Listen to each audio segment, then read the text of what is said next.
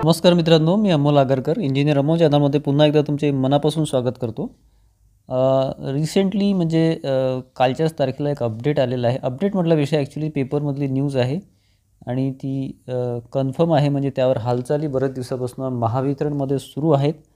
त्या रिलेटेड अतिशय महत्त्वाचं एक न्यूजपेपरमध्ये आलेलं आहे. छत्रपती संभाजीनगरच्या लोकमत न्यूजपेपरमध्ये एक कटआउट आलेला आहे. त्यामुळे कसं आहे की त्यावर तुम्हाला माहिती असणं आवश्यक आहे आणि त्यामध्ये एक चांगली न्यूज आहे.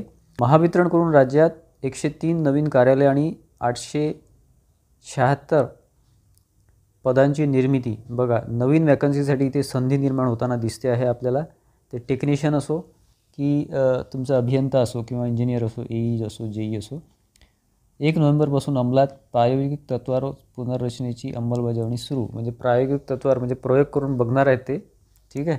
आणि त्याची सुरुवातसुद्धा झाली असायचं म्हणणं. 1 नोव्हेंबरपासून ते अंमलात येणार आहे, ठीक आहे. मी तुम्हाला पहिले ते वाचून दाखवतो, कारण की एक एक पॉईंट महत्त्वाचा आहे. त्याच्यामुळे तुम्हाला असं वाटत असेल की डायरेक्ट तुम्ही पण वाचू शकता, पण कसं आहे की मी तुम्हाला समजून सांगणार आहे डिटेल पॉईंट टू पॉईंट.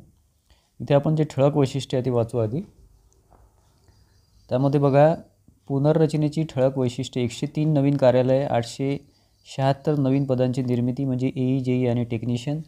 आणि त्यानंतर 1 नोव्हेंबरपासून अंमलात येणार, ठीक आहे. प्रमुख जबाबदाऱ्या: देखभाल व दुरुस्ती, यंत्रणेची देखभाल आणि तांत्रिक बिघाड दुरुस्ती, तक्रारी निवारण, ठीक आहे. म्हणजे बघा, 2 आहे याच्यामध्ये. देखभाल व दुरुस्ती म्हणजे मेंटेनन्स आहे, ऑपरेशन अँड मेंटेनन्स. वीज यंत्रणेची देखभाल, तांत्रिक बिघाड दुरुस्ती, तक्रारी निवारण म्हणजे हे फ्यूज कॉल कंप्लीट आपण ज्याला म्हणतो, ठीक आहे. जे आता नवीन जेथे जॉईन झाले असेल त्यांना माहीत असेल. किंवा मेंटेनन्स आहे, कुठे काय लाईनची बिघाड झालेला आहे, लाईन बंद झालेली आहे, तर ते एका डिपार्टमेंटकडे किंवा एका डिव्हिजनकडे राहील, एका विभागाकडे राहील. आणि दुसरं जे आहे ते महसूल व देयक आहे. म्हणजे नवीन बिलिंग आहे, विजेच्या जे काही बिल आहे त्याच्यामध्ये कंप्लेंट्स आहे किंवा वसुली आहे, हे दुसरीकडे राहील. फक्त 2च यांनी डिव्हिजन केलेले आहे किंवा विभाग केलेले आहे.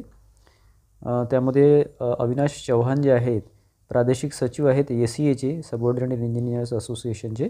त्यांनी म्हटलेलं आहे की पुनर्रचना करताना अधिकारी, अभियंते, कर्मचाऱ्यांना विश्वासात घेण्यात आलेले नाही. अधिकारी व कर्मचाऱ्यांची कपात देखील होणार असल्याचे, कामाचा ताण कायम राहील वगैरे असं त्यांनी म्हटलेलं आहे, ठीक आहे. ते ॲक्च्युली काय आहे ते खाली बघू आपण. मी थोडंसं वाचून दाखवायचा प्रयत्न करतो. राज्यातील वीज ग्राहक सेवेत सुधारणा आणि कर्मचाऱ्यांवरील ताण कमी करण्यासाठी महावितरणने उपविभाग आणि शाखा कार्यालयांची पुनर्रचना, म्हणजे उपविभाग म्हणजे डिव्हिजनच्या खाली जे असतं सब डिव्हिजन आणि सेक्शन, यामध्ये चेंजेस करणार आहेत. ते सब डिव्हिजन लेवलला राहते समजा, ते सब डिव्हिजनच्या वरचे जे आहे ते तसंच राहणार आहे, करण्याचा निर्णय घेतलेला आहे. प्रायोगिक तत्त्वावर सुरू झालेल्या व उपक्रमाअंतर्गत राज्यात 103 नवीन कार्यालय म्हणजे नवीन डिव्हिजन होतील. डिव्हिजन म्हटल्यापेक्षा आता कार्यालय म्हटली आहे, त्याच्यामध्ये 103 नवीन होणार आहे. आणि 876 अभियंता व तांत्रिक पदांची, बघा वाक्य महत्त्वाचं आहे, इंजिनियर म्हणजे JE आणि टेक्निशियन निर्मिती करण्यात येईल. ही चांगली बाब आहे. नवीन वॅकन्सीची संधी आता निर्माण होताना दिसते आहे. ही पुनर्रचना 1 नोव्हेंबरपासून अंमलात येणार आहे. 1 नोव्हेंबरपासून ती इम्प्लिमेंट होणार आहे, ठीक आहे. सध्या महावितरणच्या 16 परिमंडळात 147 विभाग, 652 उपविभाग आणि 3274 शाखा कार्यालय म्हणजे सेक्शन ऑफिसेस कार्यरत आहे. मात्र ही रचना तब्बल 25 वर्षापासून ग्राहकानुसार करण्यात आलेली होती. 25 वर्षापासून आहे. गेल्या काही वर्षापासून वाढती ग्राहक संख्या आणि कामाचा भार लक्षात घेता अभियंता व कंत्राटी कर्मचाऱ्यांकडून पुनर्रचनेची मागणी करण्यात येत होती. नवीन रचनेनुसार ग्राहक सेवेत काम, देखभाल व दुरुस्ती, महसूल व देयके अशा 2 स्वतंत्र विभागात विभागले जाणार आहे.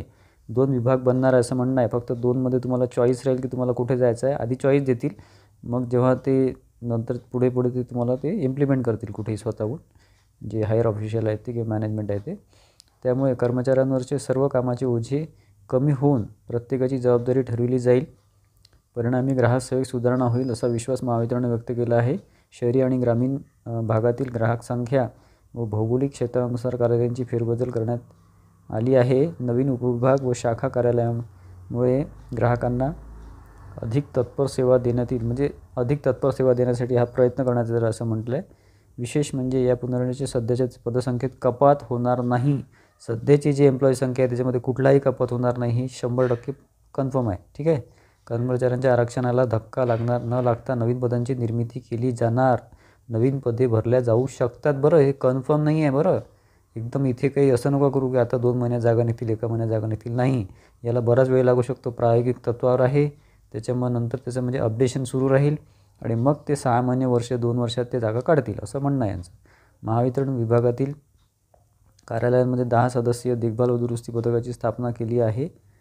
हे पथक वीज यंत्रणेच्या देखभाल दुरुस्ती म्हणजे ऑपरेशन अँड मेंटेनन्स, तांत्रिक बिघाडांच्या निवारणाची जबाबदारी पार पाडणार आहे.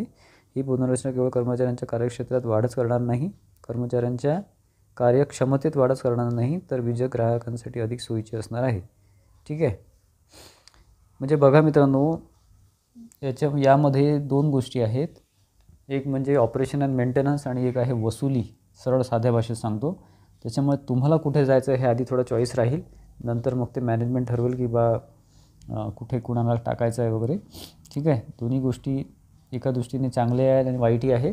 आणि जर तुम्ही नवीन एम्प्लॉई असाल, जर जॉईन झाले असाल तर तुम्हाला पण ते टाकतील. किंवा मग तुम्ही आता रिक्रुटमेंटची किंवा भरतीची वाट बघत असाल तर बघा 876 त्यांनी म्हटलेलं आहे. याच्यामध्ये टेक्निशियन आणि इंजिनियर दोन्ही आलेले आहे.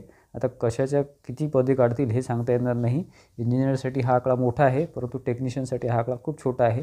त्याच्यामुळे ITI आणि डिप्लोमा डिग्रीच्या जागा थोड्याफार तरी निघू शकतात, परंतु त्याला थोडंसं प्रोसेस लागेल कारण की हे प्रायोगिक तत्त्वावर आहे.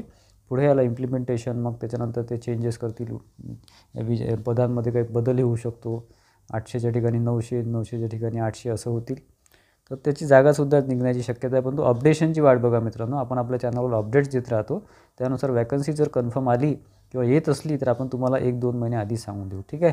त्याच्यामुळे अतिशय महत्त्वाची न्यूज आहे. जे एक्झिस्टिंग एम्प्लॉई आहे म्हणजे सध्या काम करतात त्यांच्यासाठी सुद्धा महत्त्वाची आहे आणि जे आता वॅकन्सीची वाट बघत आहेत त्यांच्यासाठी सुद्धा कामाची आहे. ठीक आहे. तर छोटंसं अपडेट आहे परंतु महत्त्वाचं आहे. या रिलेटेड तुमचे काही प्रश्न असेल तर कमेंट बॉक्समध्ये मला कमेंट करा. ठीक आहे. मी उत्तर द्यायचा प्रयत्न करेल. व्हिडिओ आवडला असेल, थोडंफार एक नवीन अपडेट मिळालं असेल तर व्हिडिओला लाईक करा. जास्तीत जास्त विद्यार्थ्यांमध्ये शेअर करा जेणेकरून इतरांनासुद्धा माहिती मिळेल. जे एम्प्लॉई आहे त्यांनासुद्धा शेअर करा.